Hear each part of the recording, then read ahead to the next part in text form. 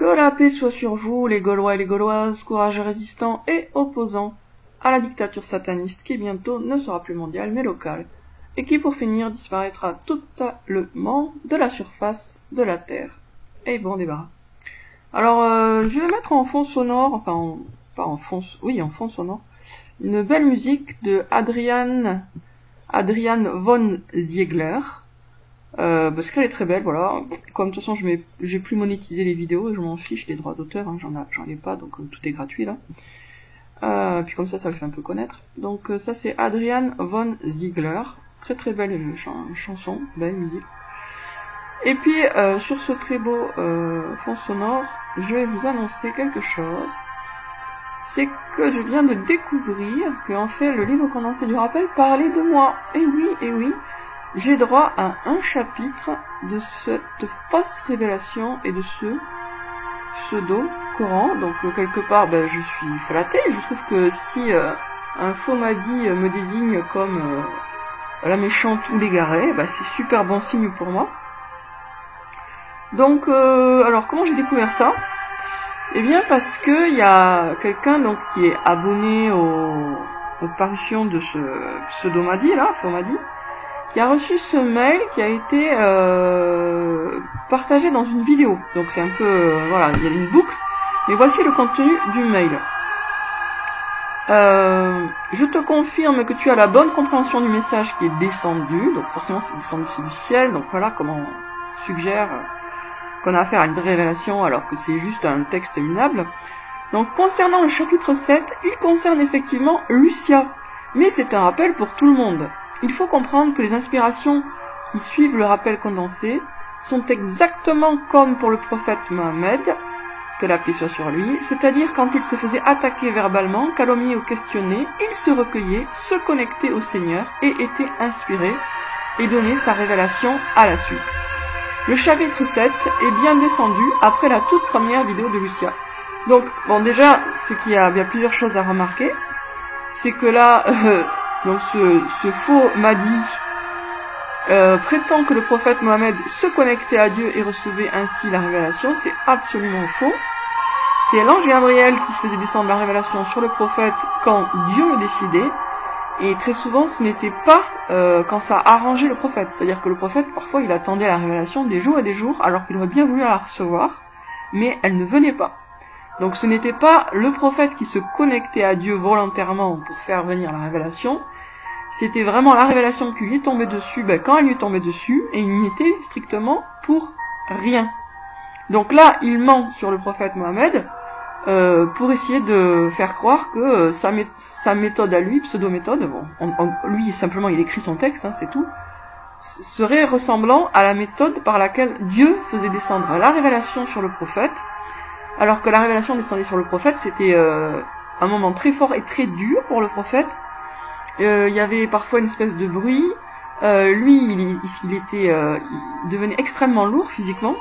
Une fois, le prophète avait reçu la révélation alors qu'il avait la tête appuyée sur la cuisse de quelqu'un. Sa tête est devenue tellement lourde que le type a cru que sa jambe allait casser.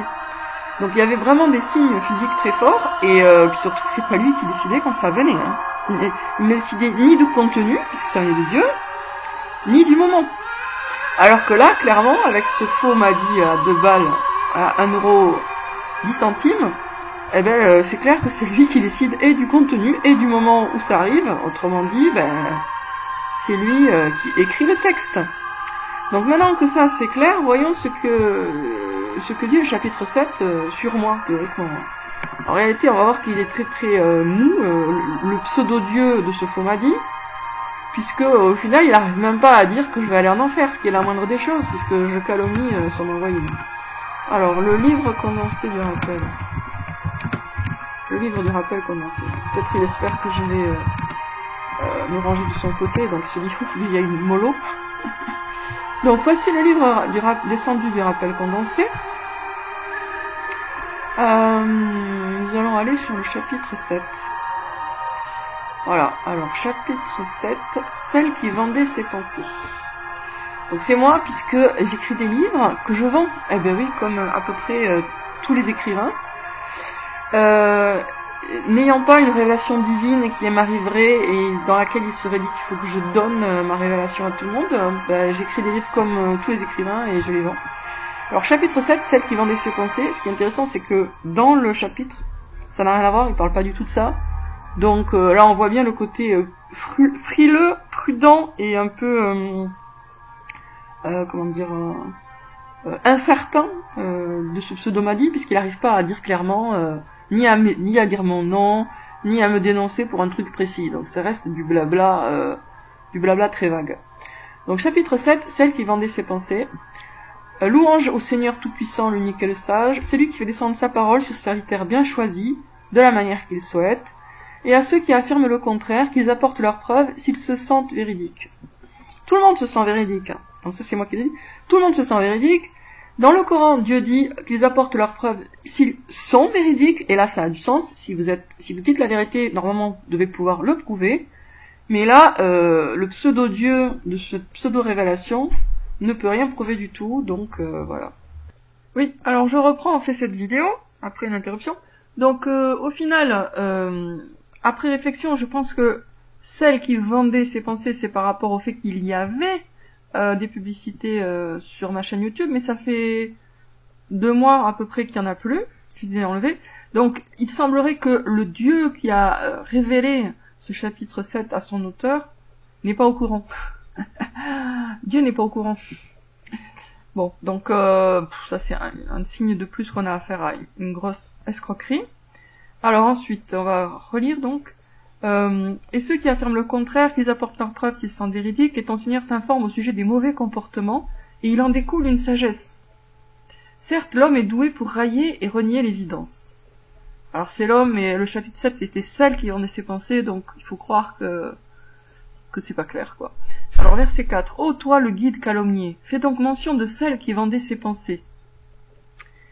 Donc si c'est mes vidéos YouTube, elles ne sont plus monétisées, donc je ne gagne rien dans là actuellement, hein, ça fait 2 mois que j'ai enlevé la monétisation des vidéos.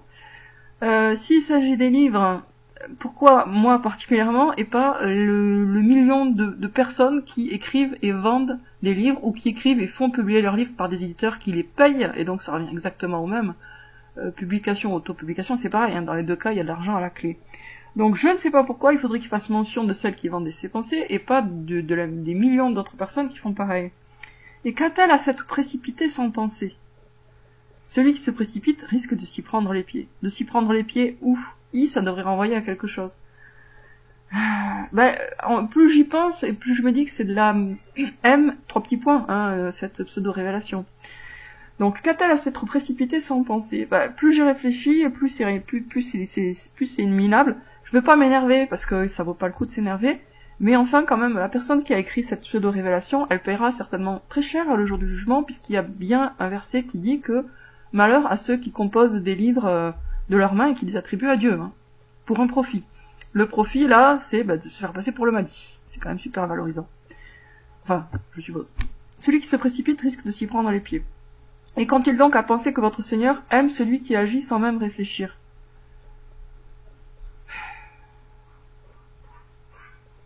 Je pense que le Seigneur préfère quelqu'un qui agit sans trop réfléchir à quelqu'un qui lui attribue des paroles qu'il n'a jamais dites. Celui qui se remet en question sincèrement puis change son intention, nul doute que votre Seigneur l'aidera à se relever. Oui, par exemple, là pour le coup, on pourrait prendre ce verset comme un message aux personnes qui croient que ça vient de Dieu. Remettez-vous en question. Lisez, réfléchissez et méditez. Lisez, réfléchissez et méditez le Coran. Vous comprendrez que le rappel condensé, c'est du caca de chat. Demandez soutien et guidance à votre Seigneur Tout-Puissant, puis agissez si vous vous sentez véridique. Bon, ces conseils vagues, toujours tester sur le Coran, ça prend des petits bouts de Coran, mais ça les sort du contexte, ça les réarrange, et du coup ça fait une espèce de patchwork avec un sens imprécis. Dis gloire à toi le Très-Haut, l'unique et le seul digne d'adoration. Bon, ça c'est pour dire, voilà, c'est une révélation divine. Oh, vous les croyants, souvenez-vous et recherchez. Recherchez où? Recherchez dans le Coran, vous comprendrez que on a affaire là à une contrefaçon très très nulle. C'est même pas comme un Lacoste et un faux Lacoste. Ça c'est vraiment comme une mousse au chocolat à 90% de cacao et du caca. Ou bien apprenez donc les versets suivants qui vous sont dévoilés. Ah carrément, alors là il veut carrément qu'on apprenne par cœur sa pseudo-révélation. Ah non, pardon. Apprenez donc les versets suivants. Oui, il a pas marqué apprenez par cœur, mais il y a bien apprenez. Ô vous les croyants, quand vos prophètes ont été réveillés, éveillés, puis inspirés, réveillés, éveillés, puis inspirés. C'est quoi la différence entre réveillés, éveillés? Bon. Qui donc a écrit la parole sur support dicté par la bouche du serviteur du puissant? Qui furent les premiers scribes, si ce n'est les proches assurés de ces derniers mentionnés? Oi, oi, oi, les proches assurés de ces derniers mentionnés, ça veut rien dire. Qui furent les premiers scribes, si ce n'est les proches assurés? Les proches assurés. Assurés par qui? AXA? De ces derniers mentionnés. Oi, oi, oi, oi, oi. Ah, ces derniers mentionnés, les serviteurs du puissant. Oh, quel style, franchement. Et quand les prophètes furent suivis par un grand nombre d'entre leur peuple, qui furent les scribes, si ce n'est les meilleurs des meilleurs d'entre eux? Ben non, c'était... On voit bien que le mec qui a écrit ça, il connaît même pas l'histoire du prophète, ou alors il s'en fout. Parce que, justement, les scribes étaient pas forcément les meilleurs, loin de là, c'était juste des scribes. Du vivant de vos prophètes, ils ne pouvaient falsifier. Car ces derniers étaient bien présents pour certifier que la réécriture n'altère pas le sens des versets révélés. La réécriture? Puis vint leur mort et le diable s'est mêlé. Il s'est mêlé de quoi? De qui? Il s'est mêlé. Ô vous les croyants, si vous pensez que votre Seigneur se mit de vos langages et vos codes afin d'inspirer les serviteurs bien guidés, ne doute que vous soyez loin de la vérité, méditez. Alors ça, c'est censé être une réponse à moi. Moi, j'ai dit, Dieu est beau et il aime la beauté, il va pas faire une révélation trop moche. Et là, il me dit, ah non, non, non, ça n'a rien à voir, en gros, Dieu s'en fiche de la différence entre le beau et le laid. Alors comment se fait-il que toutes les apparitions divines sont belles? De Notre-Dame de Fatima à Notre-Dame de Bernadette, enfin de Lourdes, hein, à Bernadette Soubérou, de l'ange Gabriel. L'ange Gabriel, vous croyez qu'il était moche? Lisez la biographie du prophète. Tous les anges qui apparaissent à des envoyés sont beaux, beaux. Donc prétendre que Dieu se fiche de la différence entre le beau et le laid et que donc il peut envoyer un message super mal écrit dans un français bancal trop vilain, ça contredit des siècles et même des millénaires de révélations. Dieu est beau et ses révélations sont associées à la beauté. Est-ce que le prophète Mohammed il était beau? Il était moche? Il était beau. Est-ce que Moïse il était beau? Il était moche? Il était beau, etc. Hein. Joseph il était comment? Tous les envoyés étaient beaux.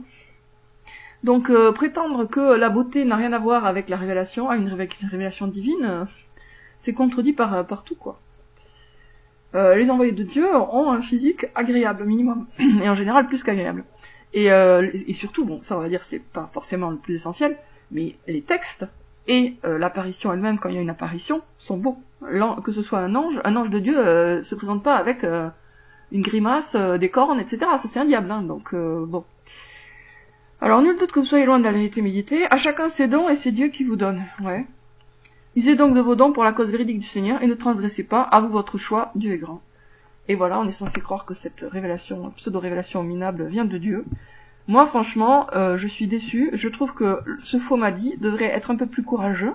Et puisqu'il pense que je médis d'un guide et qu'il se considère comme un guide, il devrait au minimum dire que je vais retirer en enfer. C'est le minimum. Ensuite, si son Dieu dit que je vends mes pensées parce que je monétiserai ma chaîne YouTube, son Dieu n'est pas au courant visiblement des derniers rebondissements, puisque ça fait 2 mois que je l'ai démonétisé ma chaîne. Il n'y a plus de publicité sur ma chaîne depuis 2 mois. Donc, il se plante. Si c'est par rapport à mes livres, bah du coup, pourquoi me viser moi et pas, comme je disais, les millions de gens qui écrivent des bouquins. En plus, j'ai pas fait de livre sur le Mahdi. J'ai pas fait de livre pour dire que lui, c'est pas le Mahdi. Donc, a priori, ça parle de ma chaîne YouTube. D'ailleurs, je suis sûr qu'il connaît même pas mes livres. Donc, il parle de ma chaîne YouTube. Et ben du coup, Dieu, il est pas à jour, quoi. Son Dieu à lui, n'est pas à jour. Son Dieu, je lui crache à la gueule, parce que son Dieu, ce n'est pas Dieu. Voilà. Donc, excusez-moi d'être un peu vulgaire comme ça, mais franchement, je suis déçue par ceux qui croient que c'est une révélation divine. Sur ce, je vous dis à très bientôt, les amis.